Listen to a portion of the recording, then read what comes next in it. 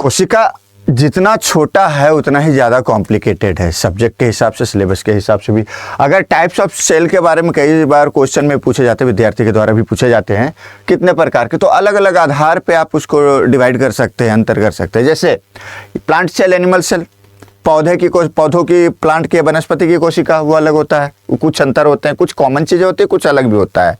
Animal cell का कुछ अलग होता है। इसी प्रकार टाइप्स ऑफ सेल में मल्टी सेलुलर और सिंगल सेलुलर, कुछ जीव है जो एक सेल से भी बने हैं और कुछ जीव जैसे हम आप सब मल्टी सेलुलर है, बहुत सारे सेल से बने हुए हैं। इसी प्रकार से डेवलपमेंट के आधार पर भी जो है डिवाइड किया गया है कि कुछ सेल जो होते बहुत वेल डेवलप नहीं है, प्रोकैरियोट सेल है ना, उसका न्यूक्लियस हो गया, चाहे जो सेल के ऑर्गेनल्स हो गए, कोशिकांग हो गए, बहुत वेल डेवलप नहीं है, वेल कवर्ड नहीं है, प्रोकैरियोट में आ जाते हैं। जनरली उसमें सिंगल सेलुलर वाले, सिंगल सेल वाले जीव आते हैं।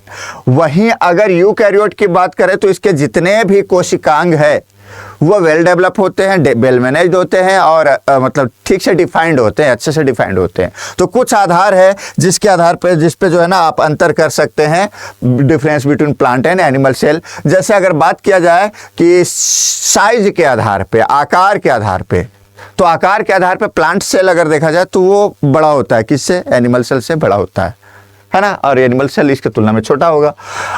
आकृति अगर बोला जाए शेप के आधार पर तो यह रेक्टेंगल होता है प्लांट सेल, एक मतलब चतुर्भुजाकार, एक तरह से समझिए आयत के आकार का होता है और थोड़ा सा उसका शेप फिक्स होता है, बहुत ज़्यादा फ्लेक्सिबल नहीं होता है। वहीं अगर एनिमल सेल की बात किया जाए तो वो राउंड होता है एक तरह से और फ्लेक्सिबल भी होता है ना, लचकदार लोचदार होता है। और अगर सेल वॉल की बात, सबसे बाहरी लेयर जो होता है ना, जो प्लांट सेल में होता है वो सेल वॉल का बना हुआ होता है, सेल्यूलोज का बना हुआ होता है। लेकिन एनिमल सेल का सबसे बाहरी लेयर जो होता है सेल वॉल नहीं होता है, एब्सेंट होता है, वो केवल प्लाज्मा मेम्ब्रेन, सेल मेम्ब्रेन कहा जाता है उसको। हालांकि प्लांट सेल में सेल वॉल के अंदर का जो लेयर होता है वो एनिमल सेल में सबसे बाहरी लेयर होता है, सेल मेम्ब्रेन या प्लाज्मा मेम्ब्रेन की बात किया जाए।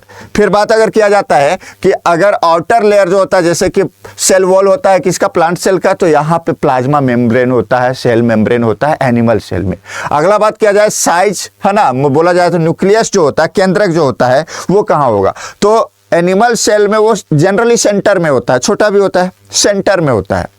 लेकिन प्लांट सेल में वो साइड में होता है। क्यों? क्योंकि सेंटर में जो होता है रिक्तिकाएं होती है प्लांट सेल में, है ना, और केंद्रक साइड में होता है।